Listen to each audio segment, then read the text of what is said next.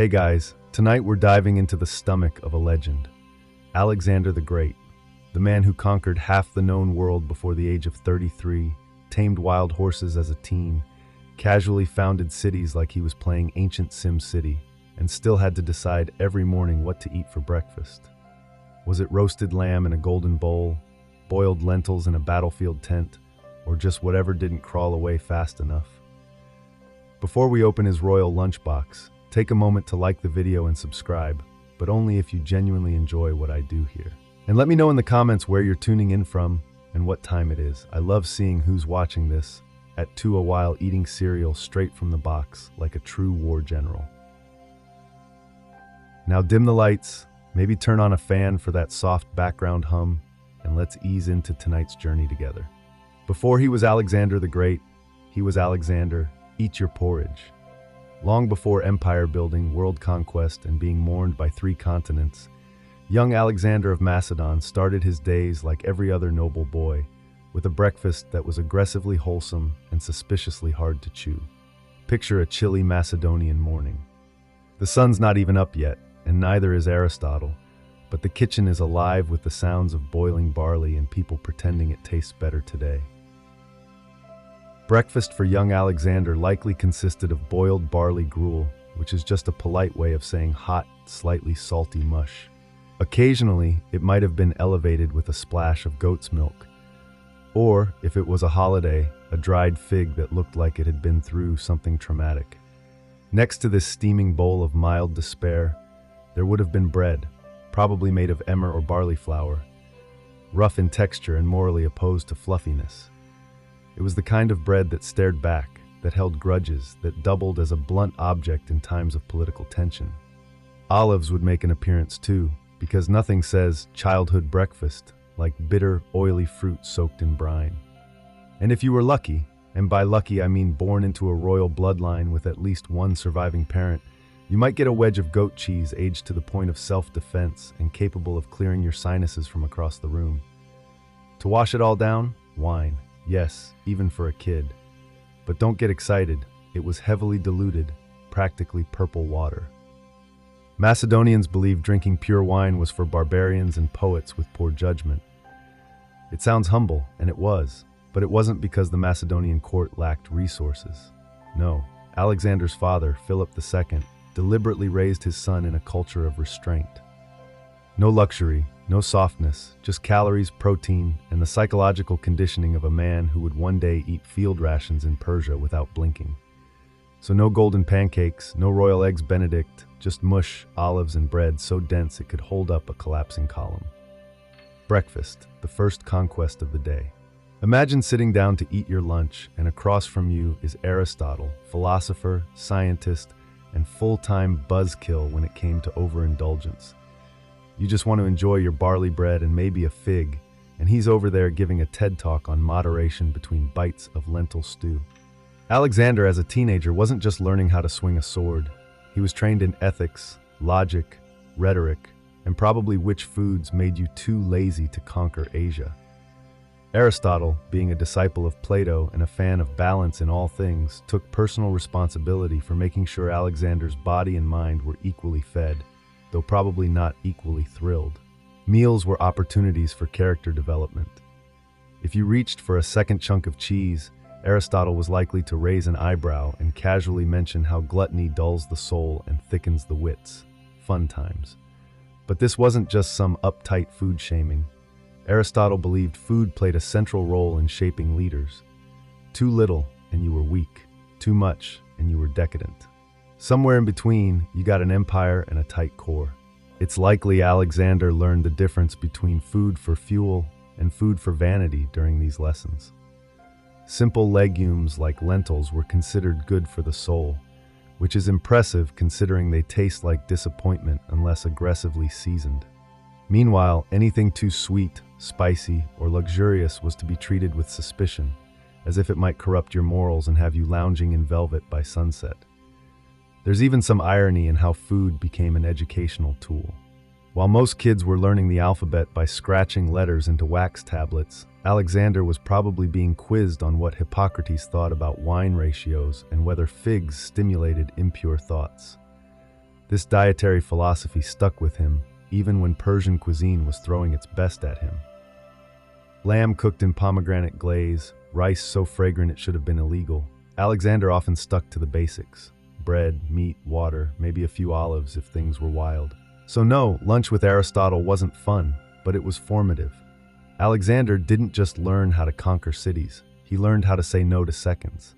And that, in ancient Macedon, was leadership.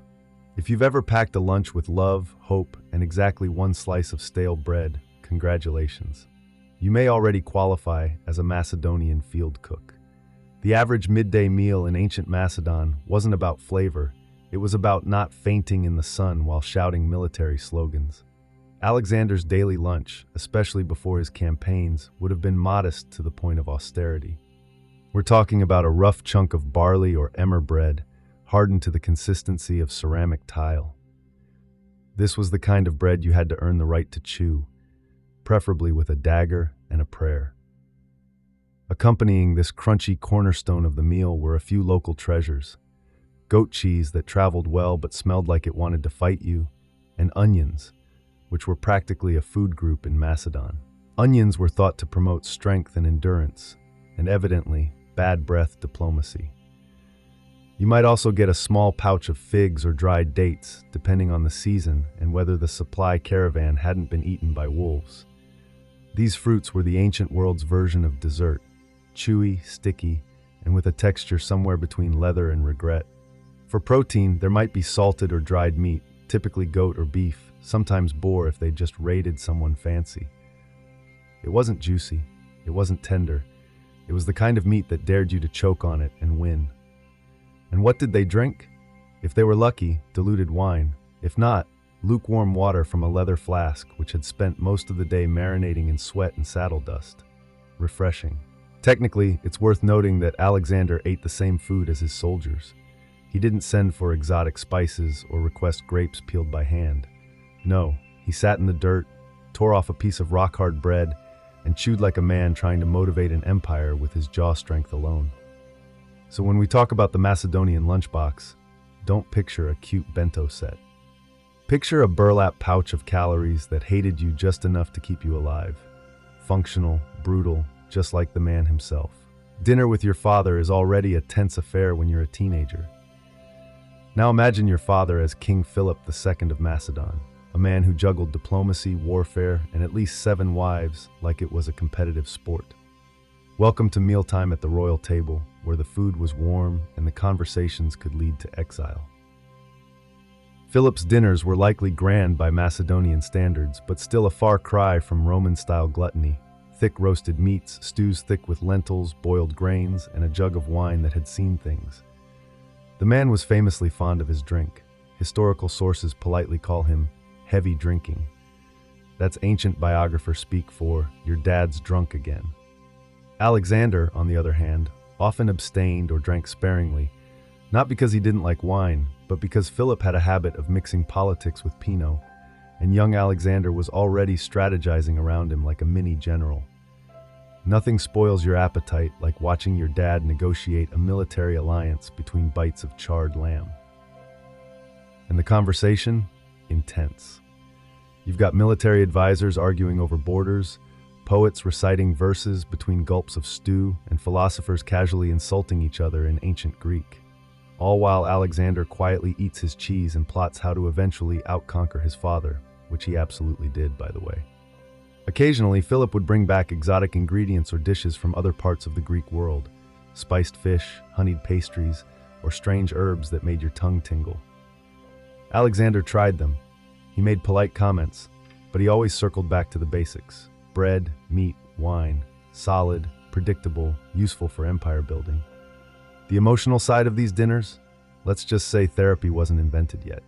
Philip was both a role model and a raging migraine in sandals. Their relationship was part love, part gladiator match.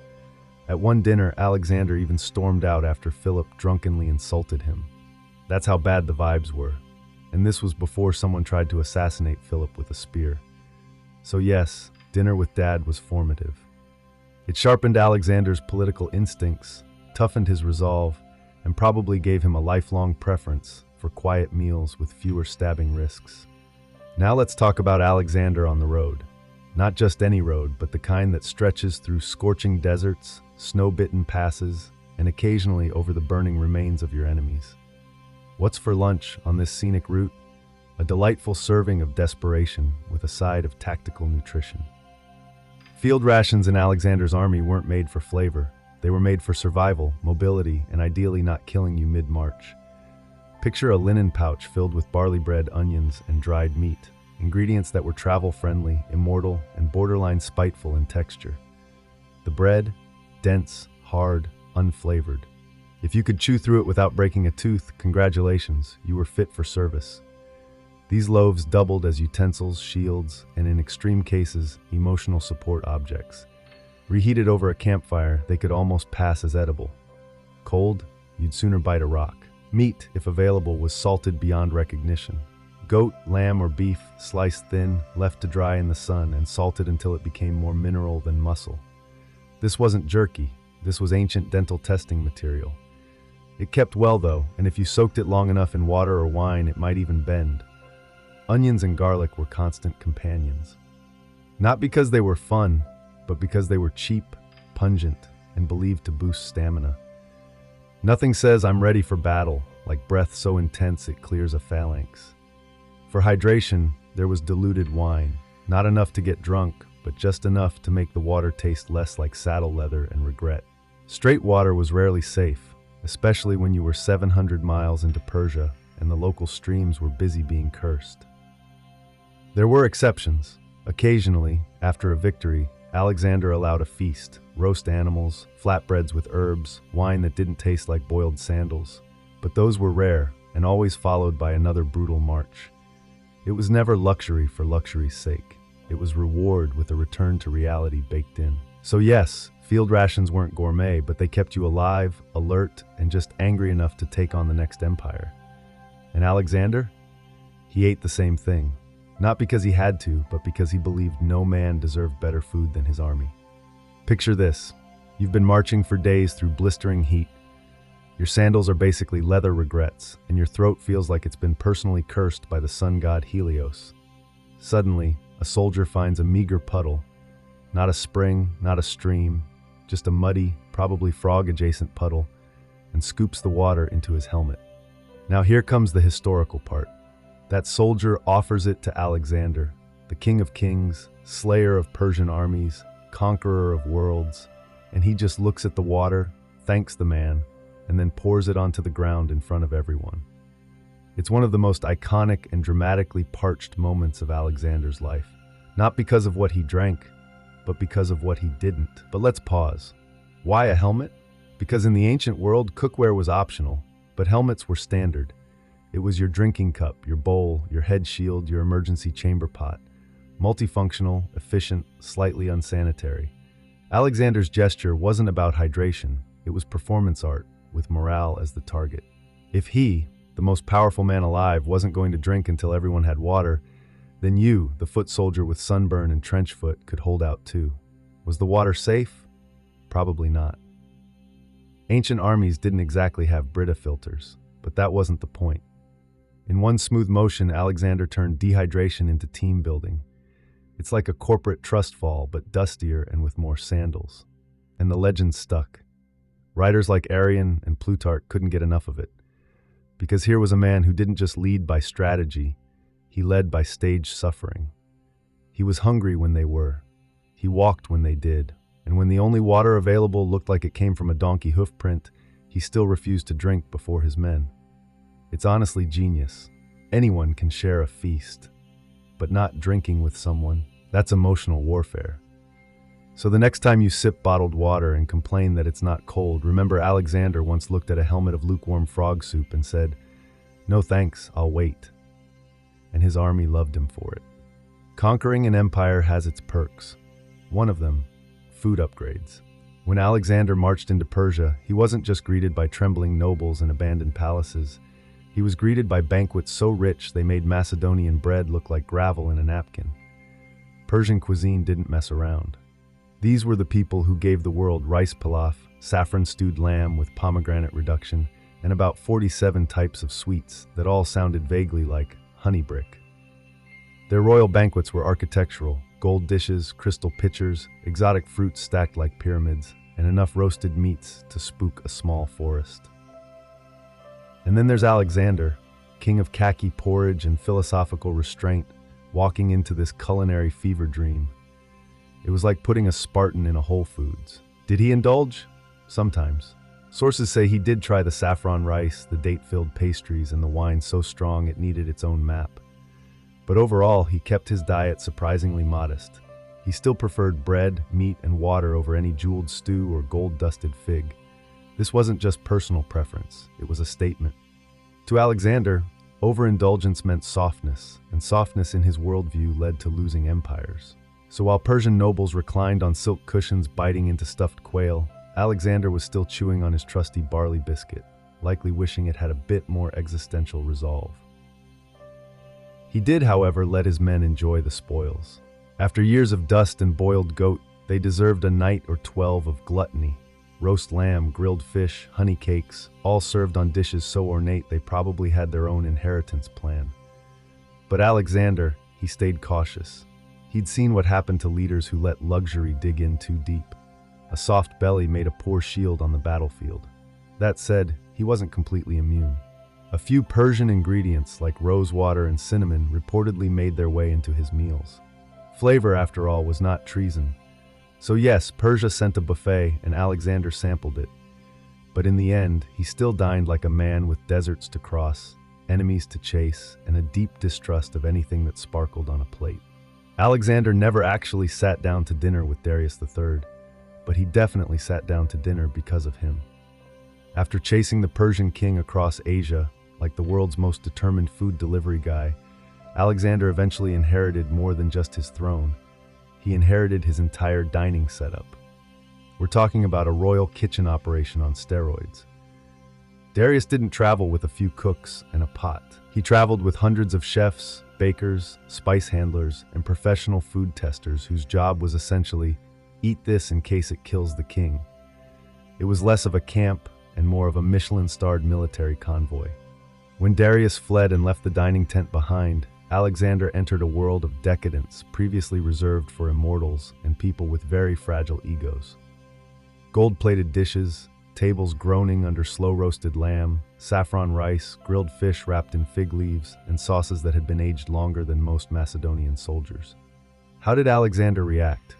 Well, like a man raised on onions and skepticism, he sat bolt upright, reportedly ignored the couches, and ate quietly while everyone around him reclined and tried not to make eye contact with the extremely intense conqueror. No slouching, no lounging, just chewing with purpose and possibly judgment. This wasn't rudeness, it was intentional signaling. Alexander wasn't about to get caught playing Persian prince cosplay.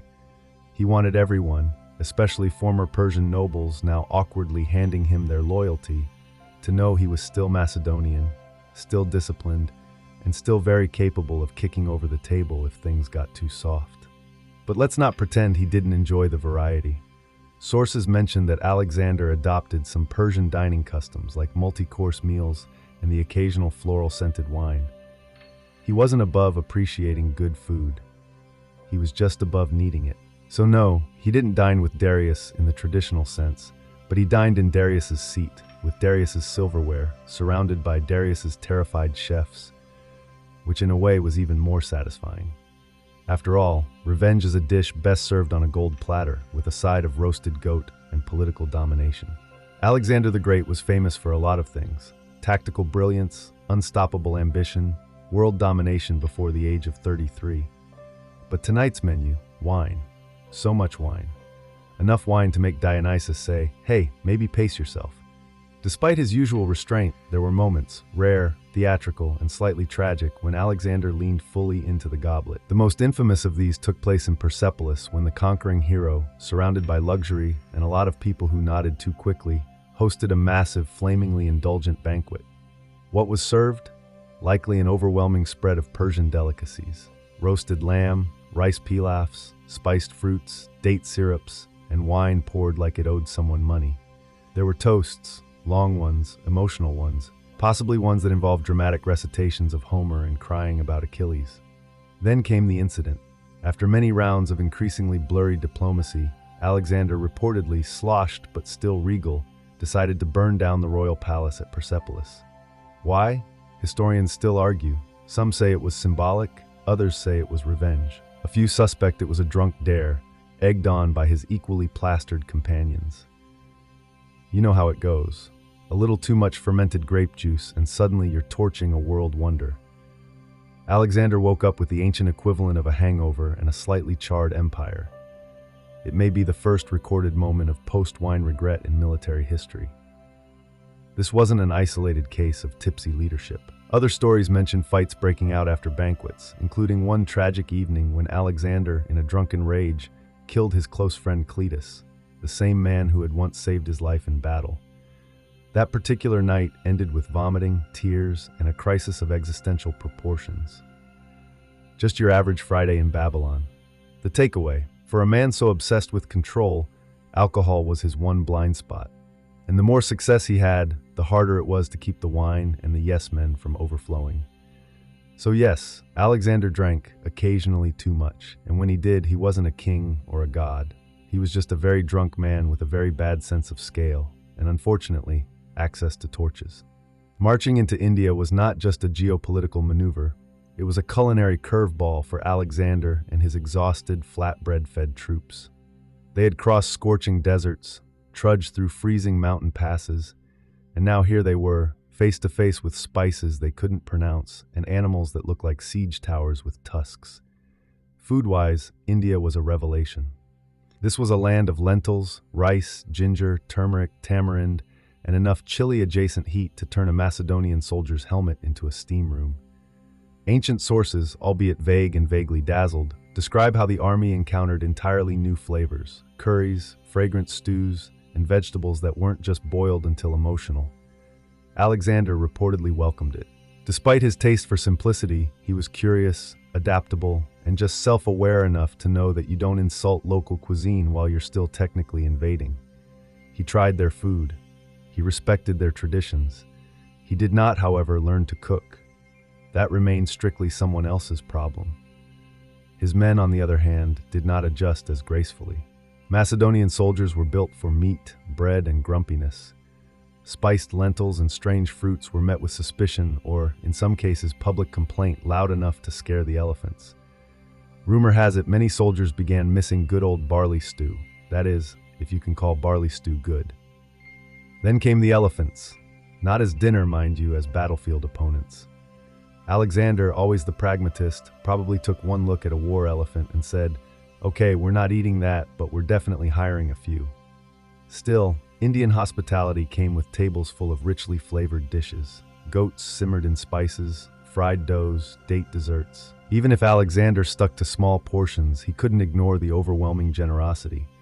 In fact, some reports claim he sent food back to his troops as a morale booster, which is ancient general speak for, "Here, try this and stop crying." Ultimately, India expanded more than just the empire's borders. It expanded their taste buds, their spice tolerance, and their emergency bathroom planning. And for a man who had once considered a salted onion lunch, this was growth. You can conquer Persia, march through Egypt, cross into India, and dine with kings, but eventually the lentil always finds you. For Alexander, no matter how far he wandered or how many golden feasts were laid before him, he kept circling back to the culinary equivalent of a shrug: boiled lentils. Humble, unpretentious, and textured somewhere between mushy gravel and warm skepticism, lentils were his dietary North Star. Now, was this because he loved lentils? Probably not. No child dreams of one day ruling the world while munching on lukewarm legumes. But lentils were practical, nutritious, and most importantly, politically neutral. They didn't scream luxury, didn't stir envy, and didn't cause diplomatic incidents. They were just there, like sandals or your most loyal but boring advisor. In a world of exotic foods and dangerous banquets, lentils were safe. They didn't come from suspicious sources, they didn't require translation, and they certainly didn't lead to palace arson, see Wine Chapter 9. For a ruler who slept with a dagger under his pillow, this was ideal cuisine. Historically, lentils had long been a staple in the Greek and Macedonian diet. High in protein, easy to store, and cookable with just a pot, fire, and low expectations. Add a little vinegar or oil, maybe some crushed garlic if you're feeling fancy, and voila, the ancient version of I'm too tired to cook. Some sources suggest that even in Babylon, with access to every spice, roast, and delicacy imaginable, Alexander still requested simple meals, and lentils, of course, made the short list. It wasn't a punishment, it was philosophy, a nod to discipline, and maybe a subtle flex. I could eat honeyed quail wrapped in gold leaf, but I'd choose mushy brown pulses. It's also likely that lentils reminded him of home, of training in the Macedonian hills, of dinners with Aristotle, where the food came with moral lessons, and of military camps, where the only thing consistent was the sound of chewing something slightly tragic. So yes, the lentil returned, not with a fanfare, but with a quiet plop into a wooden bowl, and Alexander, emperor of half the known world, picked up his spoon and ate. Because even greatness needs fiber. When you think of royal snacks, you might imagine grapes peeled by trembling servants or delicate pastries served on silver trays, while a harpist plays something emotionally complex in the background. But for Alexander the Great, snacking wasn't quite so cinematic. Most of the time, snacks were consumed while riding horseback, overseeing a siege, or casually redrawing the boundaries of the known world. So convenience was key. Snackability was measured not by flavor, but by whether it could survive being dropped in a saddlebag, stepped on by a horse, and still be technically edible. Enter dried figs, olives, roasted chickpeas, nuts, and hunks of aged goat cheese, so firm they could double as projectiles. These were the granola bars of the ancient world, compact, rugged, and emotionally indifferent. Dried figs were a favorite, portable, sticky, and packed with sugar and energy. They gave Alexander a quick burst of stamina, which was handy when you were conquering cities before lunch. Olives were salty, oily, and known to stain your tunic at inopportune diplomatic moments. But hey, electrolytes. Roasted chickpeas, meanwhile, were the popcorn of antiquity, crunchy, satisfying, and plentiful, though tragically unbuttered. And nuts, especially almonds and walnuts, provided protein, fat, and something to chew on while debating whether to cross another mountain range. Alexander's commanders likely carried similar fare, sometimes wrapped in cloth or stored in small leather pouches. No Tupperware, no airtight bags, just dust-covered finger food handed around between sword fights. And of course, there was always road dust. Not intentionally consumed, but practically unavoidable. Everything had a layer of it, the bread, the meat, the figs. There's a reason ancient armies were lean. They were constantly chewing on sand and pretending it was seasoning. Some accounts even suggest that Alexander, despite having access to finer things, often chose to eat like his soldiers. He didn't want to appear distant or pampered, and snacking on goat cheese while sitting on a rock with your men? That's ancient military relatability 101. So no, royal snacks weren't decadent. They were durable, functional, and flavored mostly by the environment, which for Alexander tasted like ambition, road grime, and the occasional fig. Every empire has its moments of culinary excess, and Alexander's conquests were no exception. While his daily meals were often practical and ascetic, there were occasional banquets, particularly after victories, where things went weird. Not pass the salt weird, more like, is that a fire-breathing dancer? Weird. Victory feasts were diplomatic theater meets calorie binge.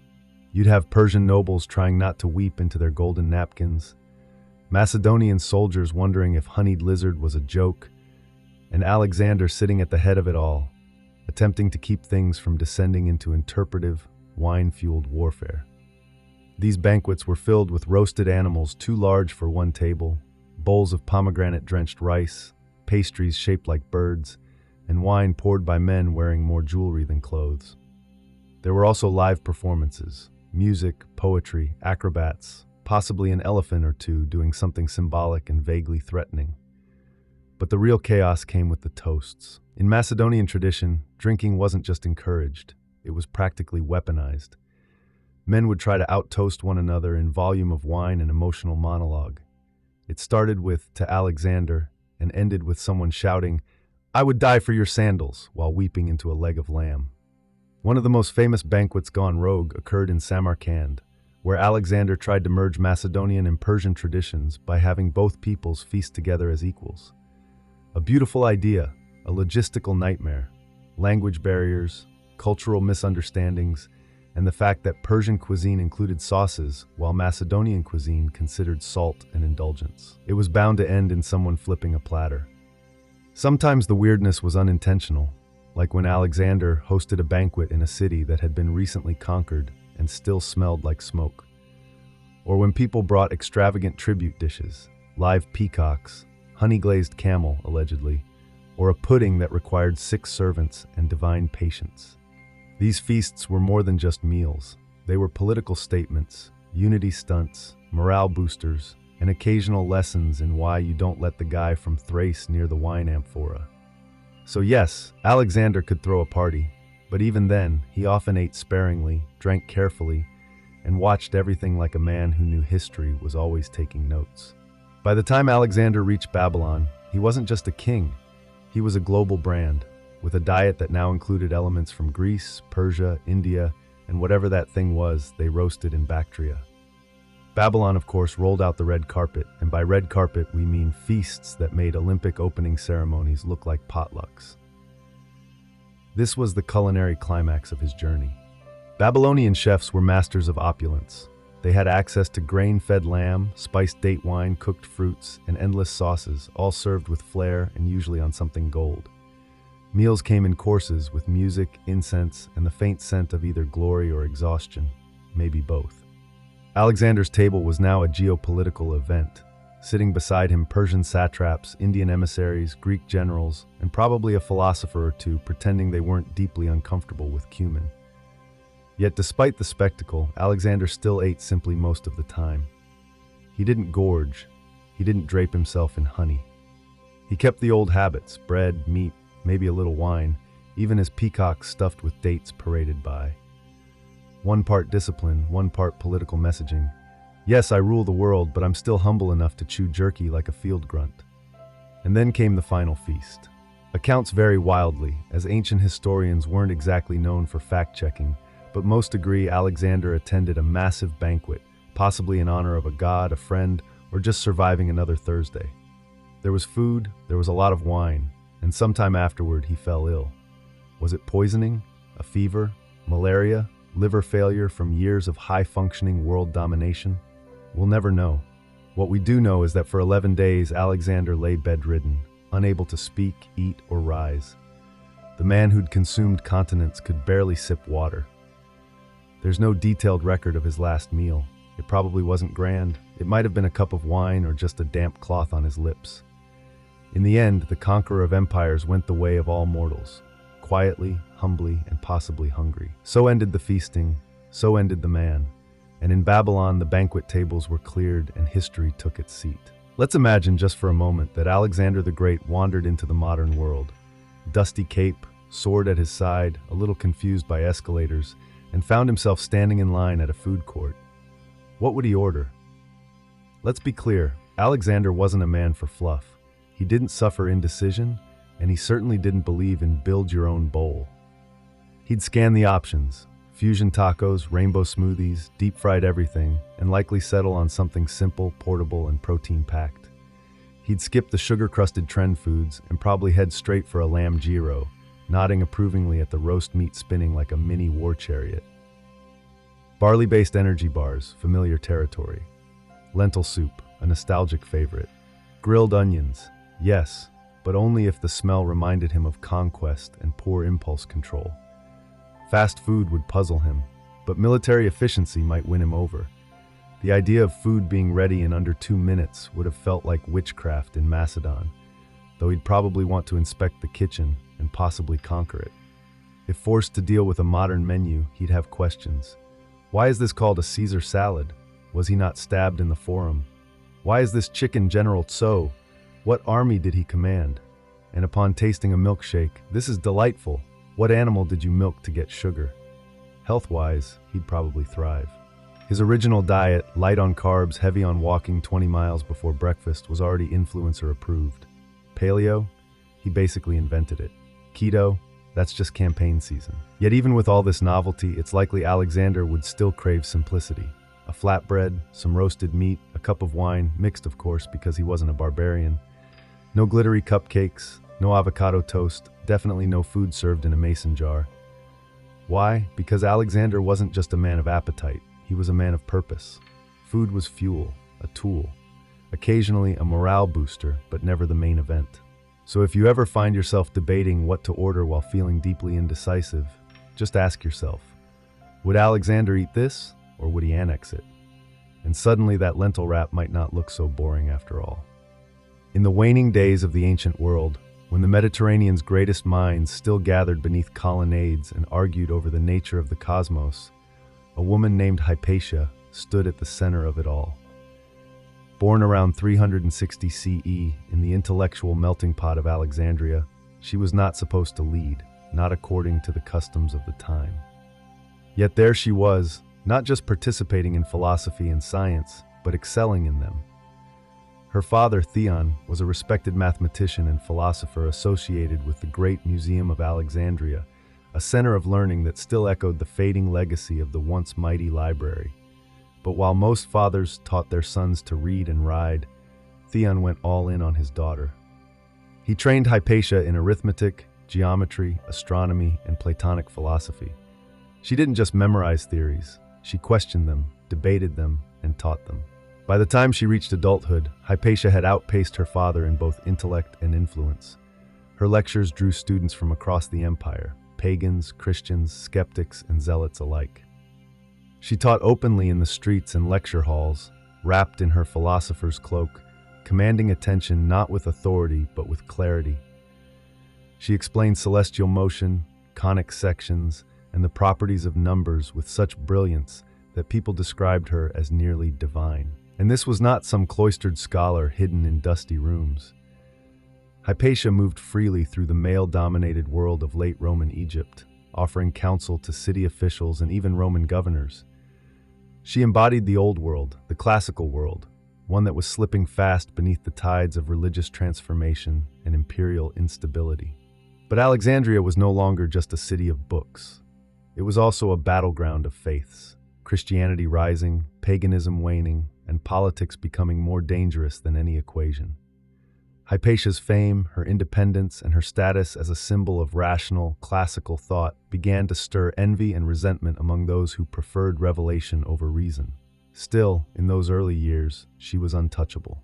Hypatia was the final light of a fading era, a woman revered not because she fit into the world of men, but because she rose far above it. In an age when women were expected to marry, bear children, and stay far from the lecture halls, Hypatia did something profoundly subversive. She chose the life of the mind. And more importantly, Alexandria let her, sort of. Her presence was radical, but her intellect made it hard to argue with her. Hypatia didn't claw her way into intellectual circles. She was invited. Her mastery of mathematics and astronomy placed her at the forefront of Neoplatonism, a philosophical movement blending the teachings of Plato with elements of mysticism. Think lofty ideas about the soul's journey, the nature of ultimate reality, and the ladder between the material and divine, all delivered with geometric precision. Hypatia's lectures weren't just academic snooze fests either. Her reputation was magnetic. Students came not just from Alexandria, but from all corners of the empire, eager to sit at her feet. Many of them were upper-class Roman men who paradoxically learned about logic and discipline from a woman whom their own societies would have silenced. She taught publicly, not in secret. She rode through the city in her philosopher's cloak, commanding attention in forums and amphitheaters, often giving speeches in front of mixed crowds. It wasn't just her knowledge that captivated, it was her character. Hypatia was famously ascetic, uninterested in wealth or pleasure. She remained unmarried, perhaps deliberately, to maintain her independence and philosophical purity. According to one story, likely apocryphal but still telling, when a student tried to pursue her romantically, she shut him down by flinging a bloody menstrual rag at him and declaring, "This is what you love, young man, not beauty." Point taken. Yet despite her stoicism, she wasn't cold. Many of her students adored her not just as a teacher, but as a moral guide. Some went on to become bishops, judges, and governors. In particular, Synesius of Cyrene, one of her most devoted students, later became a Christian bishop, yet maintained his reverence for Hypatia for life, writing letters to her that read like a combination of fan mail, philosophical inquiry, and spiritual therapy. She wasn't just a scholar. She was the embodiment of Alexandria's ancient soul, scientific, philosophical, tolerant, and dangerously brilliant in a world growing more intolerant by the day. By the time Hypatia reached her intellectual prime, the Library of Alexandria, once the crown jewel of human knowledge, was a ghost of its former self. The original structure had been destroyed in waves of war, neglect, and political chaos. What remained was scattered across the city, annexes, scrolls stashed in private collections, and a few scholars still clinging to the dream of universal knowledge. Among them, none shone brighter than Hypatia. Though she wasn't the official librarian of what was left, many considered her the de facto heir to that legacy. She edited and preserved important mathematical texts, most notably works by Diophantus and Apollonius. Some scholars believe she even contributed to the design of the astrolabe and the hydrometer, tools crucial to astronomy and measurement. That's right, she wasn't just theorizing about the stars, she was helping build the instruments used to observe them. And then there was her commentary on Ptolemy's Almagest, a complex astronomical treatise filled with math-heavy models explaining planetary motion. Most people couldn't even pronounce it, let alone improve it. But Hypatia's revisions made the work more accessible for future generations, ensuring its survival through the ages. Ironically, her edits would become standard in Arabic translations centuries later, long after the Roman world had forgotten her name. But Hypatia wasn't hoarding knowledge. She believed in sharing it relentlessly. Her classroom was wherever she stood.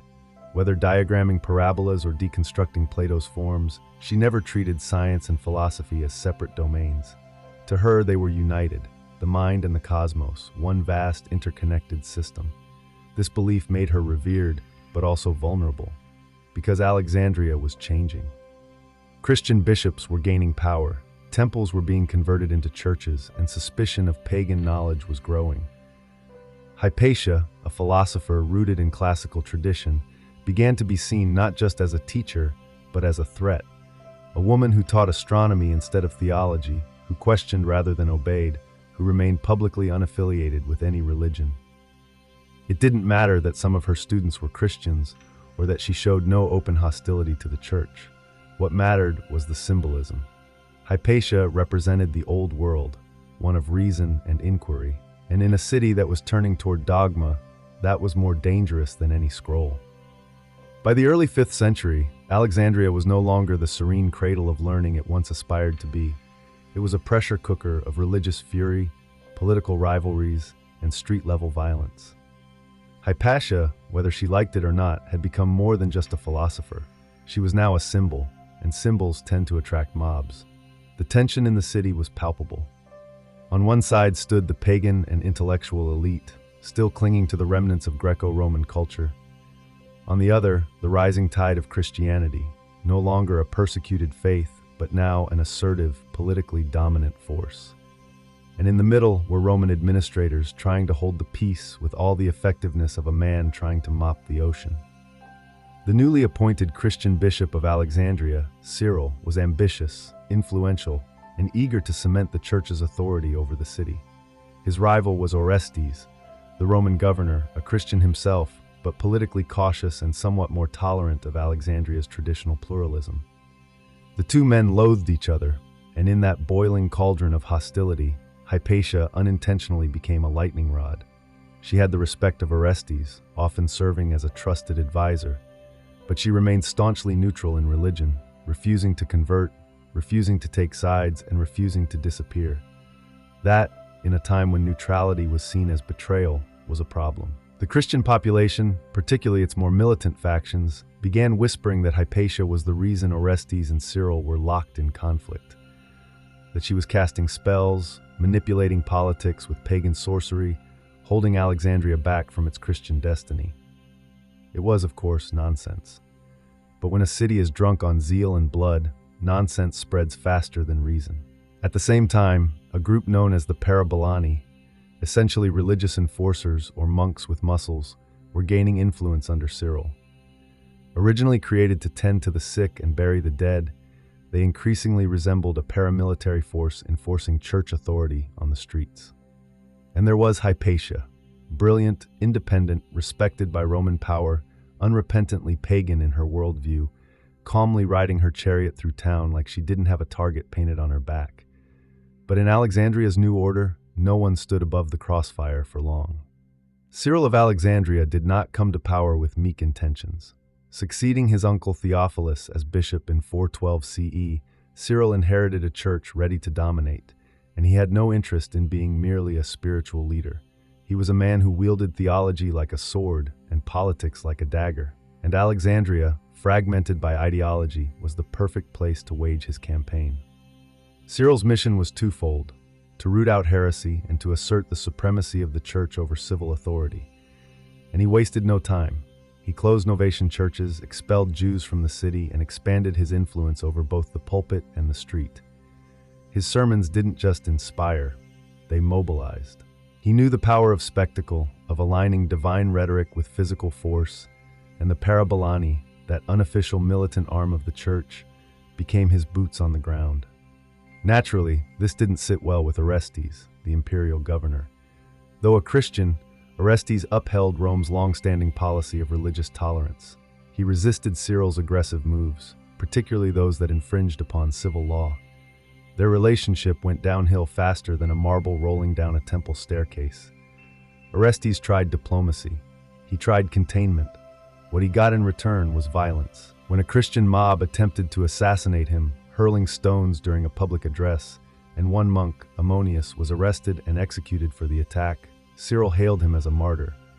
The rift was now an open wound, and caught in this high-stakes power struggle was Hypatia, respected by Orestes, resented by Cyril's followers, and impossible to ignore.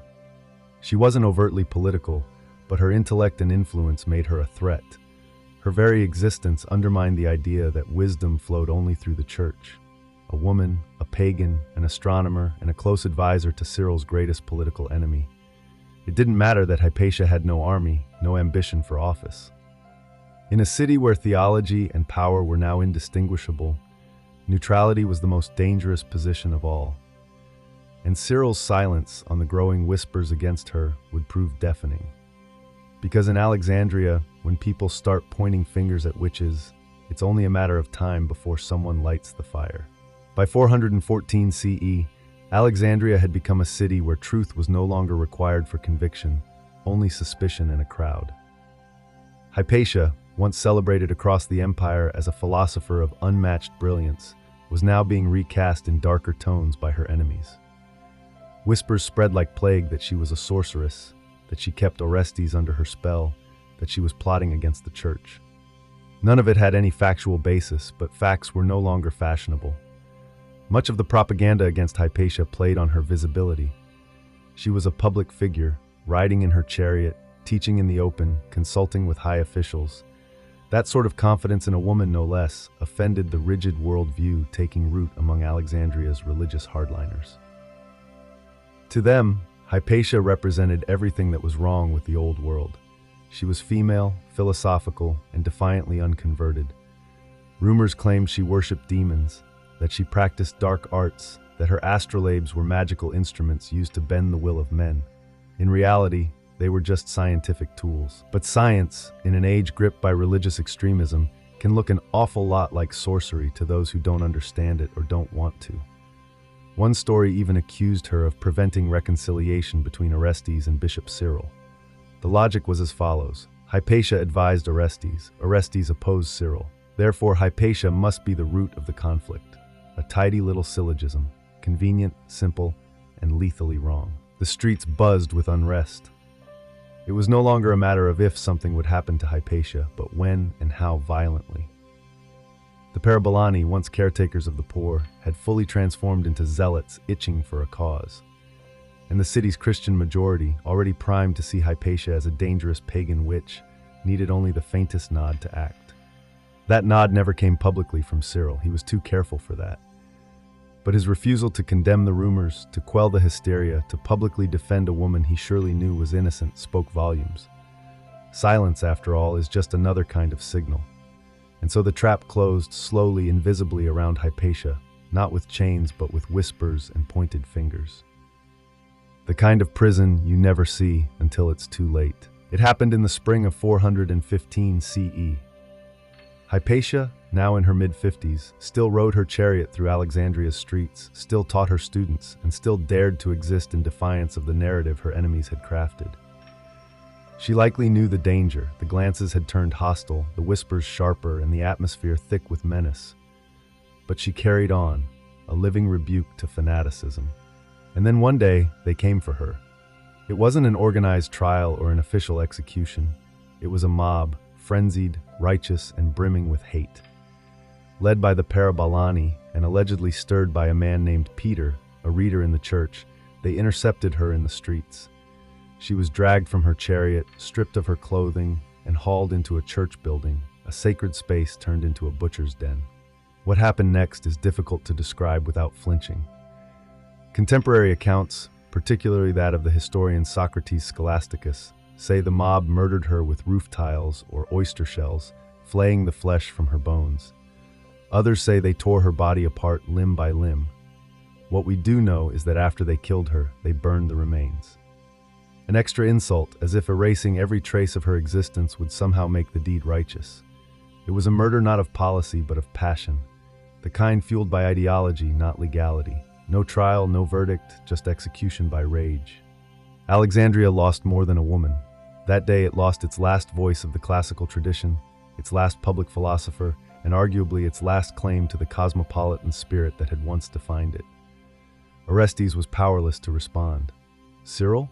He expressed regret, but distanced himself from any responsibility. There were no arrests, no public inquiry. The silence that had preceded Hypatia's death was followed by more silence, and then gradually, forgetting. But the damage was done. With Hypatia's death, a symbolic door slammed shut on antiquity's age of reason. It marked the end of Alexandria as an intellectual capital and the beginning of its descent into theological rigidity. Her mutilated body was the final punctuation mark on centuries of slow cultural erosion. A scholar was killed, a world was lost. In the weeks following Hypatia's brutal murder, Alexandria fell eerily quiet. Not because peace had returned, but because something essential had died. The streets still bustled, churches still rang with chants, bureaucrats still stamped scrolls. But the soul of the city, that open exchange of thought, that synthesis of Greek philosophy, Roman governance, and Egyptian mysticism, had dimmed forever. There was no justice for Hypatia, no trial, no restitution. Orestes, already weakened, eventually disappeared from the historical record. Some say he left Alexandria too politically isolated to govern. Others say he was recalled to Rome. Either way, the one man in power who had tried to shield her was gone, and Bishop Cyril, he emerged from the crisis stronger than ever. Though Cyril denied involvement in her death, many saw his silence and rhetoric as tacit approval. He made no effort to punish the killers. He never condemned the act publicly. In time, he was even canonized. Saint Cyril of Alexandria, remembered more for his battles against heresy than the philosopher whose blood had been spilled under his watch. As for Hypatia, her legacy was swiftly buried, not just physically, but intellectually. Her name was scrubbed from many records. Her writings were lost, her teachings attributed to others, her contributions to mathematics and astronomy scattered across history with faint traces of authorship. In the blink of a historical eye, one of the most brilliant minds of late antiquity was turned into a whisper. But whispers linger. Centuries later, Hypatia's story began to resurface. First in the writings of Renaissance humanists who saw in her a martyr for reason, then in Enlightenment salons where she became a symbol of intellectual freedom suppressed by dogma. By the 19th and 20th centuries, she was elevated once again. The woman philosopher, the last guardian of Alexandria's ancient wisdom, a tragic figure whose death marked the twilight of classical civilization. Still, what we know about Hypatia today comes largely from the accounts of men, students like Synesius, historians like Socrates, Scholasticus, and chroniclers from a later time trying to piece together a shattered mosaic.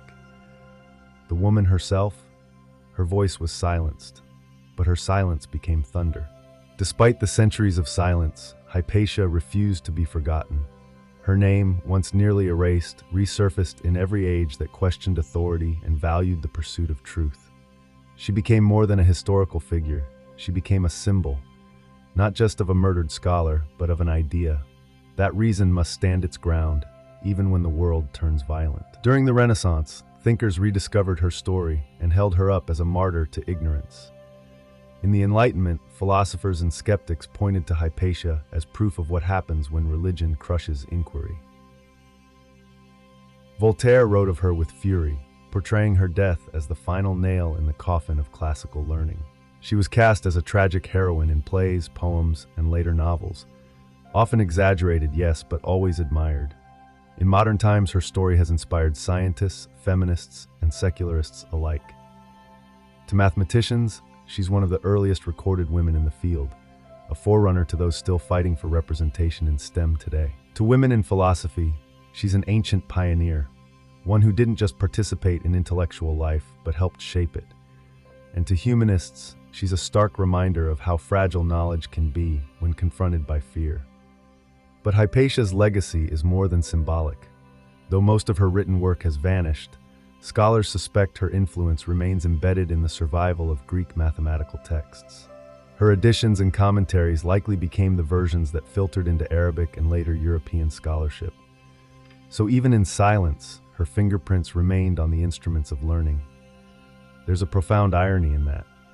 The mob that tore her apart sought to destroy not just the woman, but everything she stood for. And yet, Hypatia endured, not in temples or churches, but in the minds of generations who refused to let her name vanish. Today, statues bear her likeness, schools carry her name, and thinkers from all walks of life invoke her memory when the world begins to slip into ignorance. She stands not just as the last light of Alexandria, but as a challenge to each of us, to speak clearly, think boldly, and never cower before the mob. Because truth, like Hypatia, may bleed, but it does not break. Beneath a quiet stretch of the Italian Alps, just 30 miles from Turin, lies a secret that defies belief. It's not marked on any old map, nor advertised to tourists. There are no Roman ruins, no medieval cathedrals. Instead, concealed beneath the mountain village of Vidraco is an immense hand-carved underground complex, a labyrinth of sacred chambers known as the temples of humankind. And for nearly 2 decades, no one outside a small spiritual community even knew they were there. This isn't some minor cave with a few frescoes. The temples stretch across 5 levels, connected by passageways, spiral staircases, and domes that could rival the architecture of great cathedrals. They are covered in sacred art, mosaics, stained glass, cosmic symbology, and golden altars, all chiseled, painted, and installed by hand. It's as if someone tried to recreate the Sistine Chapel underground, then added Egyptian hieroglyphs, Buddhist mandalas, Mayan glyphs, and galactic maps for good measure. And who built it? Not the Vatican. Not an esoteric order with centuries of tradition. No, it was a relatively unknown spiritual collective calling themselves Damanhur, named after the ancient Egyptian city believed to be the center of Horus worship. Founded in 1975, the group envisioned a society based on harmony, self-sufficiency, and spiritual evolution. The temples were their physical manifestation of that dream, a sacred space meant to realign human consciousness with the universe. Construction began in 1978, spearheaded by Oberto Araudi, a former insurance broker turned mystic visionary. Without permission, without blueprints, and using only hand tools, Araudi and his followers burrowed into the rock beneath a private house. They worked at night, used removed soil to landscape the hills, and told no one. It was a kind of spiritual resistance, building in secret what they believed could not be built in public. And they got away with it for 17 years. No one suspected that behind the unassuming facade of a countryside home, a team of artists, engineers, and believers was carving a subterranean wonder. Not until a disgruntled former member tipped off the authorities in the 1990s and the Italian police, expecting to find a bunker or tax shelter, came face to face with one of the most astonishing underground structures in modern Europe. The temples of humankind didn't appear out of nowhere. They were the result of a grand, highly unconventional vision born in the mind of a man named Oberto Araudi, later known to his followers as Falco. In the 1970s, Araudi wasn't yet a spiritual guru. He worked a fairly ordinary job as an insurance agent in northern Italy. But beneath the surface, he was obsessed with metaphysics, reincarnation, ancient civilizations, and what he called the memory of the cosmos. Araudi claimed that from a young age he experienced vivid past life memories, not just vague impressions, but detailed visions of lives spent in lost civilizations, including Atlantis and ancient Egypt. He believed these memories weren't fantasies, but blueprints. And one of those blueprints, he said, was for a temple, not metaphorical, but literal, a sanctuary for spiritual awakening to be hidden underground and constructed by a community united in purpose. So in 1975, he gathered a small group of like-minded individuals in the Alpine foothills. They shared his dream of a self-sufficient, spiritually evolved society. The group took the name Damanhur after the Egyptian city of the same name, believed to be the home of Horus worship and esoteric knowledge. Their mission wasn't to start a new religion, but to build a new kind of society, one that balanced science, art, ecology, and spirituality. Damanhur grew quietly. Members gave up their previous lives to join communal living in the Italian countryside. They practiced meditation, sacred dance, and a made-up language they believed enhanced communication on a subtle level. They developed their own currency. They studied ancient texts and claimed to communicate with trees. To outsiders, it all seemed charming at best, eccentric at worst. But to followers, they were laying the groundwork for a cosmic rebirth. Beneath all of it, though, was the real secret. Construction had already begun. Araudi claimed he had seen the temple in visions and believed it was his destiny to build it. With picks, hammers, buckets, and unwavering conviction, Damanhurians began excavating, not knowing if they'd ever finish or if they'd be caught. They weren't just digging into stone, they were digging into belief itself, and shaping a sanctuary meant not for the present, but for a future they believed was coming. From the outside, the house at the top of the hill in Vidraco looked utterly ordinary, just a modest alpine home perched quietly above the valley. But beneath its floors, behind a secret trapdoor hidden under a carpet, lay the mouth of an ever-growing tunnel. It was here, under cover of night and silence, that the people of Damanhur undertook what can only be described as an architectural miracle, building a sprawling underground temple by hand. Construction began in 1978. There were no cranes, no backhoes, no engineering teams in hard hats, just a handful of people with pickaxes, hammers, and lanterns. They tunneled into solid rock with basic tools, removing the debris bucket by bucket, often working through the night to avoid detection. The excavated earth was quietly distributed across the landscape, used to shape gardens and terraces, leaving no sign that anything was happening below. It was incredibly dangerous. The work wasn't sanctioned. There were no safety codes. A single mistake could have triggered a collapse and buried them alive. But the Damanhurians believed they were protected by faith, destiny, and the guidance of higher intelligences. This wasn't just construction, it was sacred ritual. Every strike of the hammer was a devotional act. Araudi, or Falco, claimed he had already seen the temple in a vision. Every room, every hall, every golden altar. His sketches guided the layout, domes representing different spiritual principles interconnected by passageways filled with art and light. Each chamber had a function: meditation, healing, energy alignment. The architecture was driven by sacred geometry and esoteric symbolism, not modern utility. Even as more members joined the project, the secrecy held. Families passed down stories of their children growing up playing above the temple floor, completely unaware of what was beneath their feet. Somehow, for nearly 15 years, no neighbor reported strange activities. No curious locals stumbled into the wrong doorway. No authority knocked at the door. By the early 1990s, they had carved out an underground space large enough to house several floors of elaborately decorated halls without a single outsider knowing. It was a feat of human persistence, madness, artistry, or perhaps all three. They weren't just building a temple. They were defying the modern world by proving something ancient could still be born, hidden beneath it. For nearly 17 years, the temples of humankind remained one of the best-kept secrets in modern Europe. But as with all secrets, this one eventually surfaced, not with a whisper, but with a bang. In 1992, a former Damanhur member, bitter over a dispute with the leadership, decided to report the existence of the underground complex to the Italian authorities. He claimed there was an enormous illegal structure buried beneath the Alps, one not registered, not inspected, and definitely not approved. To the government, It sounded absurd. An entire temple system built by a cult without anyone noticing? Still, officials were obligated to investigate. When police arrived at the site in Vidraco, they expected at most an unauthorized basement or perhaps a small bunker. What they found was beyond anything they had prepared for. Upon entering through the concealed trapdoor, they descended into vast chambers, glittering with mosaics, golden altars, and stained glass windows, all underground. Marble pillars, vaulted domes, sacred symbology from every known spiritual tradition. The officers were stunned. Some reports say they believed they had discovered a lost civilization. The sheer size and artistry of the temples defied logic. This wasn't just a secret room.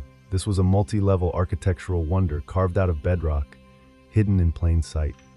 News of the discovery spread quickly, and public reaction was a chaotic mix of fascination, outrage, and bureaucratic panic. The Italian government, initially alarmed, issued an immediate stop work order and threatened to seal the complex permanently. After all, no permits had been filed, and there were serious concerns about structural safety. But something unexpected happened. Instead of recoiling in fear or ridicule, the public was intrigued. Photos of the chambers, particularly the Hall of Mirrors and the Blue Temple, began circulating in Italian newspapers. People were captivated. Who were these people? How did they build this, and why? Damanhur, now facing extinction or a public claim, chose to open its doors. They invited officials, journalists, even skeptical scientists to tour the temples, and what they saw was undeniable. Not the work of a cult, but a monumental artistic and spiritual endeavor. In trying to bury their vision, Damanhur had created a marvel, and now the world wanted in. Once the cat was out of the cosmic bag, there was no going back. With the threat of demolition looming, the Damanhur community made a bold choice: complete transparency. Rather than deny or hide their creation, they invited the world inside. It was a calculated risk, but it paid off spectacularly. Journalists, archaeologists, engineers, and even skeptical government officials were escorted down into the mountain to see what had been carved beneath their feet. And what they found was less secret cult lair and more underground Vatican meets Gaudi's subconscious. There was the Hall of Mirrors, a massive chamber with mirrored walls, stained glass ceilings, and tiled floors that reflected light like a kaleidoscope of energy. There was the Hall of Earth, shaped like a chalice, dedicated to the feminine principle and ancient earth goddesses.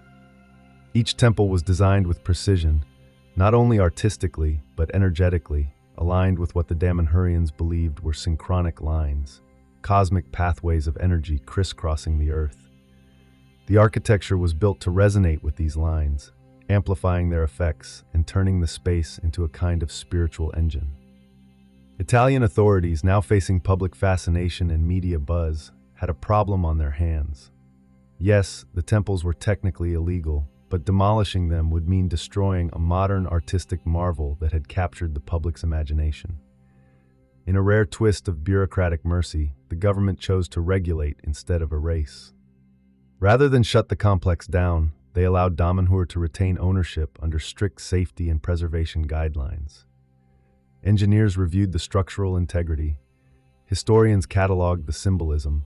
Artists simply stood in awe. By the mid-1990s, the temples of humankind had been transformed from a forbidden mystery into a cultural phenomenon. The group launched guided tours and spiritual retreats.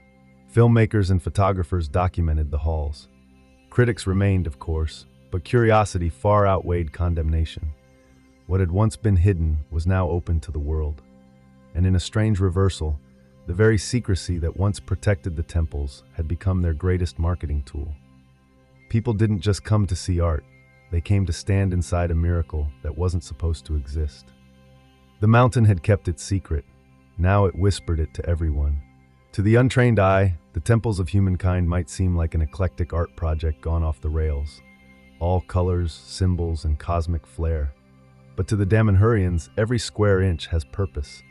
This wasn't just a sacred space, it was a machine for consciousness, a metaphysical tool designed to amplify spiritual energy, awaken latent human potential, and realign humanity with the cosmos. At the core of Damanhur's philosophy is the belief that Earth is crisscrossed by synchronic lines, energetic currents similar to ley lines or acupuncture meridians. These lines, they say, connect powerful sites across the planet: the pyramids, Stonehenge, Machu Picchu, and now the underground temples in Vidraco.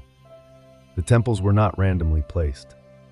They were intentionally built at the intersection of these lines, making them, in Damanhurian logic, a sort of interdimensional charging station. Each chamber within the temples reflects a different spiritual concept. The Hall of Water, for instance, is dedicated to past lives and emotional healing. The Hall of Spheres is considered the temple's energetic nucleus, a place intended to communicate with higher intelligences and distant civilizations. No, not metaphorically. The Damanhurians genuinely believe that consciousness exists beyond Earth and that the temples act as a beacon. It's not just symbolic. The community incorporates sound, geometry, and material resonance into the architecture to activate these energies. Walls are embedded with copper coils. Quartz crystals are positioned to reflect frequencies. Every element, from colors to symbols to materials, is chosen based on how it resonates with human consciousness and planetary harmonics. Visitors often describe strange experiences, feeling waves of energy, hearing unexplained tones, or entering altered states of awareness. Whether placebo or power grid, the temples do seem to have an effect. Even skeptical scientists have noted unusually strong electromagnetic activity in some chambers. But for the Damanhurian faithful, science only confirms what they already know. This is a living temple, one that interacts with intention, emotion, and thought. It is a bridge not just between Earth and the stars, but between what we are and what we could become. In their eyes, the temples of humankind are not a relic of the past, but a prototype for the future. While the underground temples are the most visually spectacular part of Damanhur, they are only one piece of a much larger spiritual experiment. Above ground, the Federation of Damanhur functions as a kind of intentional micronation, complete with its own constitution, currency, schools, and even timekeeping system. That's right. They use their own calendar, which started in 1975, the year the Federation was founded. In Damanhurian reckoning, we are currently in year 50-something. The community is organized into eco-villages, each with a specific purpose: farming, arts, research, healing, or temple work. Daily life blends the mystical with the mundane. Residents grow their own food, participate in group meditations, and meet for weekly social alchemy sessions designed to align the individual's spiritual progress with the group's collective evolution. At its peak, Damanhur boasted over 1,000 members from more than 30 countries. Newcomers don't just join casually. They undergo an initiation process and are encouraged to live communally, give up some personal possessions, and contribute their skills to the collective. Professions range from sculptor to software developers. Everyone is expected to contribute to the whole. Education plays a huge role in Damanhurian life. Children are taught not only math and language, but also sacred geometry, ancient mythology, and energy awareness. There's even a Damanhurian university offering courses in esoteric sciences, spiritual physics, and alternative healing methods. If it sounds like Hogwarts with solar panels, you're not far off. At the philosophical center of it all is the idea that divinity exists in all things, and that humanity's purpose is to awaken to its role as co-creator with the universe. This means living harmoniously with nature, exploring consciousness, and using creativity as a spiritual tool. To outsiders, the community can seem eccentric, even cult-like. But there's no single deity, no enforced dogma, and no charismatic tyrant. Leadership is democratic and roles rotate. Members are free to leave, and many do. Critics exist. Some former members cite internal pressures, ideological rigidity, or burnout. But through it all, the Federation has endured, not by isolating itself, but by opening its gates. Today, the temples are a symbol of possibility. What can be created when art, intention, and community come together? They remind us that the great sacred sites of the ancient world, the pyramids, the cathedrals, the ziggurats, weren't just buildings. They were expressions of collective belief. Damanhur dares to ask, why did we stop building like that? And maybe that's the legacy of the temples of humankind. Not their beliefs, but their boldness. In a world obsessed with efficiency and spectacle, a group of ordinary people decided to dig into the earth and make something sacred by hand, in silence, for the sake of beauty and spirit. It's not just a temple, it's a question carved into stone. what are you creating with your life? Long before satellites orbited Earth or sailors shouted, "Land ho!" human beings were already on the move, tracing coastlines, crossing deserts, and scribbling their ideas of the world into clay, stone, or hide. Travel wasn't just about curiosity, it was about survival. The very first explorers weren't adventurers, they were gatherers and traders, hunters and refugees. But over time, movement became more than necessity. It became strategy, and eventually it became legacy. The earliest maps weren't grand cartographic masterpieces. They were scratched patterns on cave walls, carvings on bones, or mental images passed down orally. Around 2300 BCE, the Babylonians etched one of the first known maps onto a clay tablet. Not of the world, but of a single region, marked with rivers, towns, and mountains. To them, the earth was a flat disk surrounded by a cosmic ocean, with Babylon naturally at the center. It wasn't geographically accurate, but it reflected something even more important: intent. These people wanted to understand their surroundings. They wanted to navigate. But how do you travel without roads, signage, or star charts? You watch the sun. You study the stars. You memorize the terrain, the migration of animals, the direction of the wind. And if you're lucky, you pass that knowledge to someone who remembers it better than you. Ancient Polynesians, for instance, mastered navigation using ocean swells, bird flight paths, and the position of constellations. Meanwhile, traders in Mesopotamia followed river routes like the Tigris and Euphrates, turning seasonal floods into shipping lanes. In these early civilizations, travel was rarely solo. It was communal, slow, and often dangerous. Travelers risked bandits, storms, disease, and simply getting lost forever. But they also brought goods, languages, ideas, and technologies across regions. Trade routes began to form like veins across the body of the ancient world. Exploration didn't need to reach new continents to be revolutionary. Sometimes it was enough to reach the next city-state, the next oasis, the next fertile valley. Those tiny steps created the web of interaction that would become civilization itself. So when we speak of ancient exploration, we're not just talking about distant journeys. We're talking about a primal urge to know what lies beyond the horizon and to leave a footprint on the unknown. The ancient Egyptians weren't known for wandering far and wide, but when they did travel, they did so with flair, ritual, and often an armed escort. The Nile was their highway, and it wasn't just for pleasure cruises. Pharaohs dispatched expeditions south to Nubia, east into the Sinai, and even further into mysterious lands like Punt, a semi-mythical kingdom that Egyptians called God's Land. Its location is still debated: Somalia, Eritrea, southern Arabia. No one's quite sure, but what's certain is that the Egyptians sent ships there, loaded with goods and prayers, hoping to return with incense, gold, exotic animals, and a sense of divine prestige. One of the most famous recorded expeditions occurred during the reign of Queen Hatshepsut, Egypt's formidable female pharaoh. Around 1478 BCE, she launched a voyage to Punt and proudly recorded the journey on the walls of her mortuary temple at Deir el-Bahari. The carvings depict massive ships, men carrying myrrh trees, and locals with unusual features and elaborate headdresses. This wasn't just trade, it was diplomacy, propaganda, and spiritual alignment, all rolled into one. Egyptians also ventured into the Sinai Peninsula, not just for conquest, but to mine turquoise and copper. These expeditions often involved hundreds of workers, scribes, soldiers, and priests. Travel was state-sponsored and heavily documented. Pharaohs weren't sending lone adventurers, they were deploying logistical machines. Officials recorded everything: what was mined, who participated, and how many offerings were made to the gods to ensure a safe journey. Despite being surrounded by deserts, Egypt wasn't isolated. Caravans moved through the western desert, connecting oases and bringing in goods from as far as Libya. Sea travel, though dangerous, allowed contact with Byblos, Crete, and other eastern Mediterranean ports. But make no mistake, ancient Egyptian travel was not easy. Whether by land or boat, expeditions were slow, risky, and costly, yet they were seen as essential extensions of divine order. When the pharaoh moved, Egypt moved, and every journey reinforced their worldview that Egypt was the center of the universe and everything else, whether friend, foe, or foreign, existed to be known, tamed, or honored. For them, exploration was not rebellion against the gods, it was service to them. If ancient Egypt looked inward toward its river and gods, the Phoenicians were the ones staring out across the sea and building ships to chase the horizon.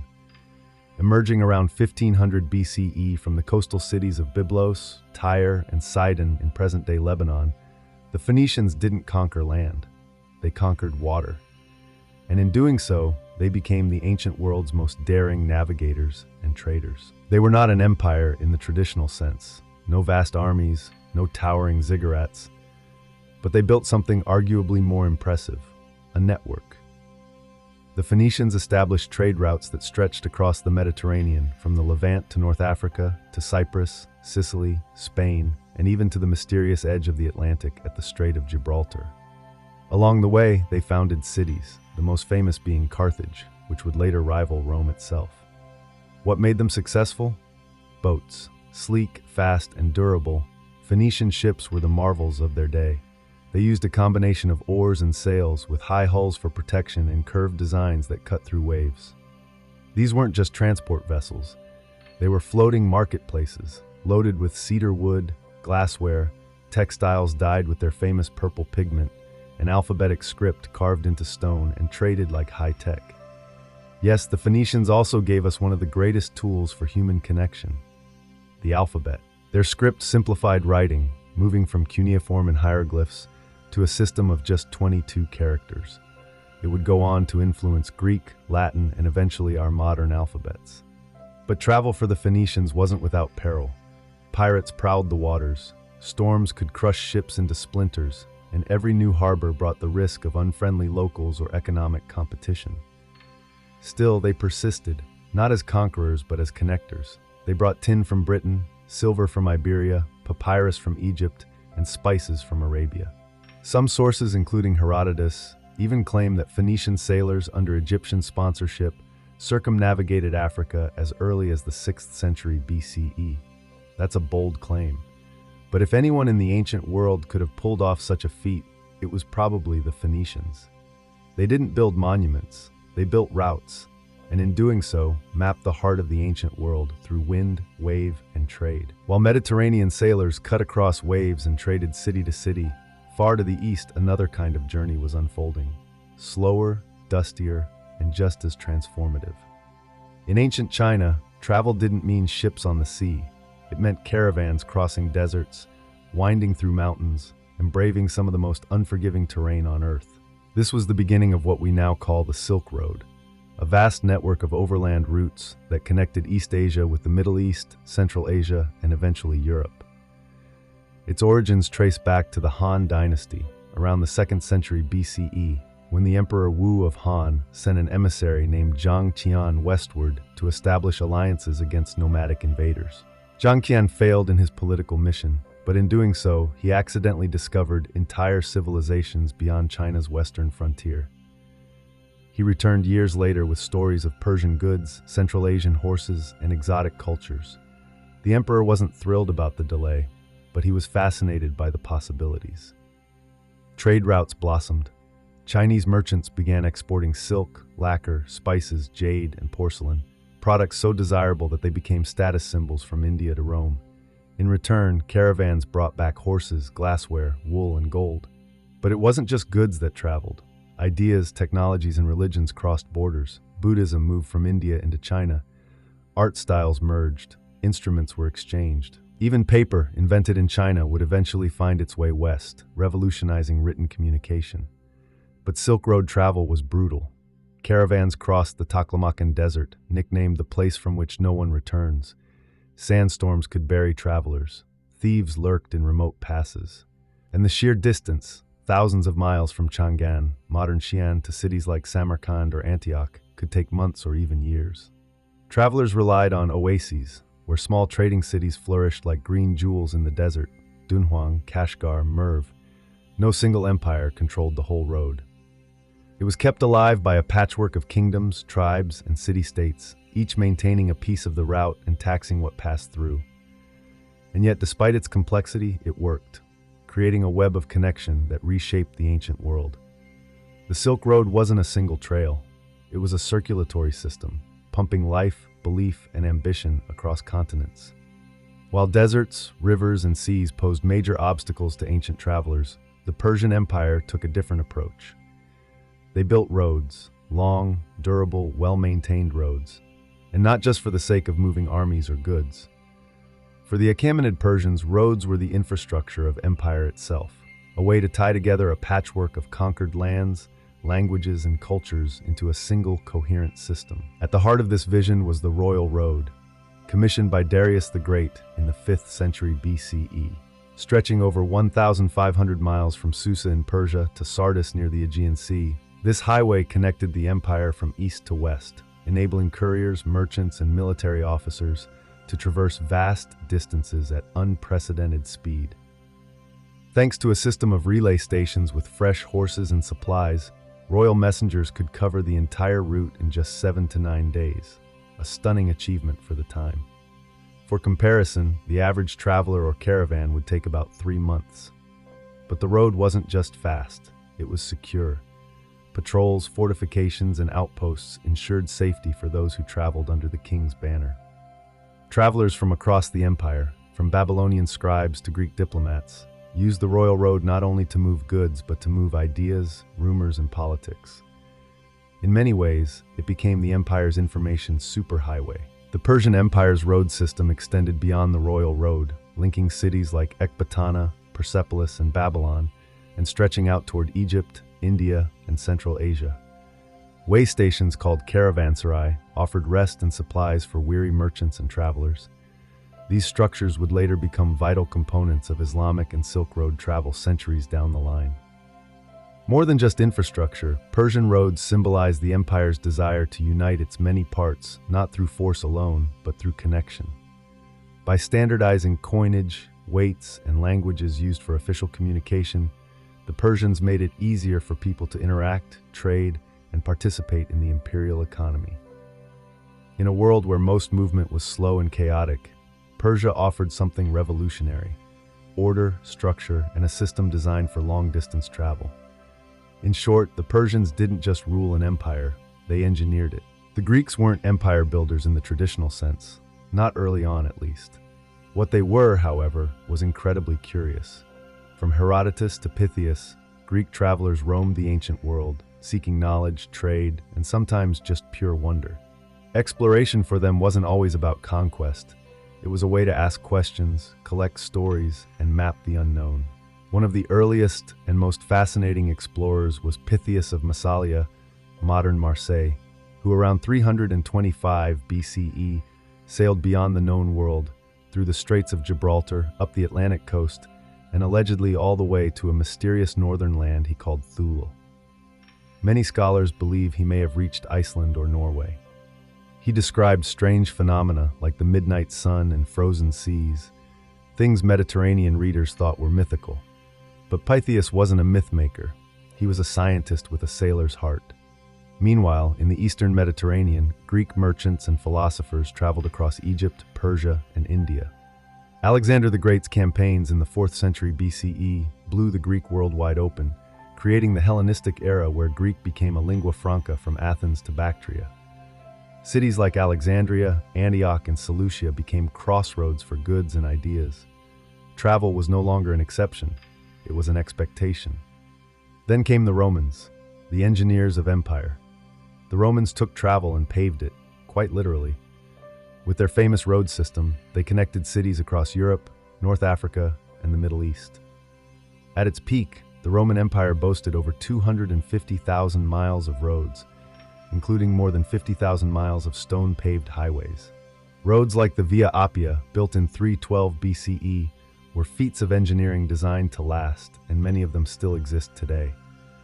Roman roads served the military first, enabling legions to move rapidly to crush rebellions, but they also enabled commerce, postal services, pilgrimages, and even tourism. Wealthy Romans visited Greek temples, Egyptian pyramids, and spa towns in Gaul. Guidebooks and travel anecdotes became popular reading. To the Romans, travel wasn't just practical, it was a statement. Roads proved the empire's reach. If a road led to your town, it meant you mattered. And with every mile laid in stone, Rome reshaped the ancient world's sense of distance and connection. While land routes like the Silk Road carried caravans through deserts and mountains, Another network, just as vast and ancient, stretched across the waters of the Indian Ocean. These were the maritime silk routes, connecting ports from East Africa to India, from the Arabian Peninsula to Southeast Asia. Long before the age of sail, sailors were navigating monsoon winds, crossing enormous distances and turning the ocean into a global marketplace. The key to it all: monsoon winds, predictable seasonal currents that reverse direction each half of the year. Ancient mariners learned to time their journeys with the winds, heading east when they blew in from Africa and west when they reversed. With this knowledge, ships could reliably cross the open ocean, making voyages that once seemed impossible. Indian merchants sailed from Gujarat and the Tamil coast, exporting spices, textiles, gemstones, and ivory. In return, they imported horses, incense, gold, and even exotic animals. Arab traders from ports like Aden and Oman carried goods to and from the Persian Gulf, while East African merchants in places like Rapta traded ivory and tortoiseshell. Chinese vessels, especially during the Han and later Tang dynasties, also ventured into the mix, exporting silk, ceramics, and lacquer. By the 1st century CE, Greek and Roman ships were arriving in Indian ports like Barigaza and Muziris, bypassing overland routes entirely. A Roman-era guidebook, the Periplus of the Erythraean Sea, describes in detail the bustling trade ports, goods exchanged, and routes followed by sailors across the Indian Ocean. This wasn't speculation, it was a manual for navigating global commerce. But the sea wasn't just a place of trade, it was also a highway for ideas. Buddhism spread from India to Sri Lanka and Southeast Asia via maritime routes. Islamic traders later carried their faith across the Indian Ocean, shaping entire coastal cultures in East Africa and the Malay world. Unlike the often militarized overland empires, the Indian Ocean trade network thrived on pluralism and cooperation. Ports became melting pots of language, religion, and cuisine. A Tamil merchant, a Swahili sailor, a Yemeni imam, and a Chinese diplomat could all do business in the same harbor. In this ancient sea, the tides didn't just carry ships, they carried civilizations. Not all ancient travel was driven by trade, war, or empire. For millions, the most powerful reason to journey was faith. Sacred sites, holy rivers, and distant shrines drew pilgrims across continents, often at great personal cost, in search of healing, enlightenment, or divine favor.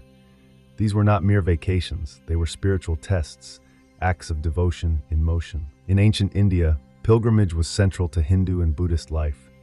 People traveled to bathe in the sacred Ganges, visit shrines like Varanasi or Bodh Gaya, or climb high into the Himalayas to seek out mountain hermitages.